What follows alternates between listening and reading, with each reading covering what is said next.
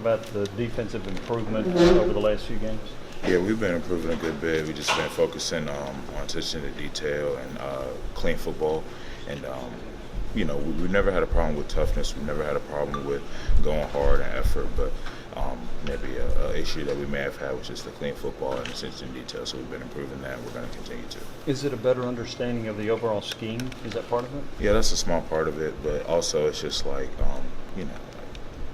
really just making a concerted effort to pay attention to detail and play clean football, because sometimes like you're focusing on the effort and the toughness, but I think we have that. So now it's just making the concerted effort to play clean football and attention to detail. And how have you improved from game one to now?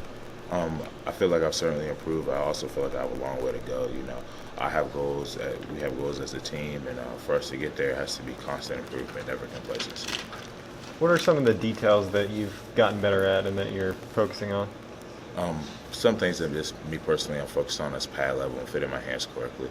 Other than that, plenty of other things, but maybe those are the two biggest things. What's been the key to producing more turnovers these last few games? Focusing on them, and like I said, a concerted effort to do that. That's part of the attention to details.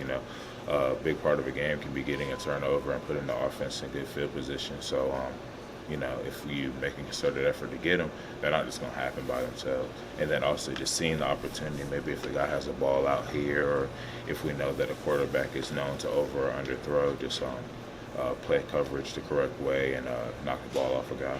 What's the challenge of facing a Kentucky offense with its wide receiver and quarterback? Oh, he's a really good athlete. There's been times this year to where, he's been at quarterback and has aired it out. And then 3 plays later, he's lined up at receiver, catching the same ball. He's a really good athlete. So with that being said, he came in as a receiver. So we're going to try to, exploit the fact that maybe he doesn't have as much quarterback experience, play hard, play tough, attention to detail, and like I said, just not be complacent where we're at, knowing that we have a formidable opponent ahead of us. Does he remind you of any quarterbacks that you've faced? Not necessarily. What was said among the team when y'all were 1-4 to kind of turn things around the way you have, rather than maybe going into a shell at that point? Really, to be honest, like there's plenty said, but at the same time, knowing that you're 1-4 is incentive enough to step up your level of play in whatever way needs to happen. How much pride has this defensive line taken in the past few games of holding opponents to under 100 rushing yards? That's definitely something that is a big deal, but at the same time, I don't really feel like there's pride in it quite yet. Frankly, we have a ways to go. We have goals in mind, and we have Kentucky ahead of us. So it's not a matter of whether you've done it once, twice, or 3 times, but a matter if you can do it again. So that's what we're trying to do. You put yourself in a position now where 2 wins from being bowl eligible. How much was that something y'all been thinking about as a potential goal after that slow start, and what would it mean to this program to get to one after the way things have gone? You can't get to one unless you win the next game. So we have Kentucky, a really formidable opponent with some athletes and some guys on offense and defense. So we're trying to come up with a game plan and a preparation this week so that we can beat them. Matthew, we had a chance to talk to Aubrey Solomon for the first time. Can you kind of talk about how he was able to blend into your locker room and the impact he's made on this team?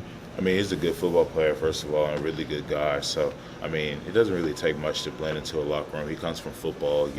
He played football at a high level in high school. He played at a formidable university up north. So he came down here, his decision, and he's blended well, and he's been able to do anything that anybody's asked of him. We've played, me and him are real good friends. What are the specific things that you think are his strengths that he brings to your D-line? He plays a really good pad level, and he makes plays. He's big and strong.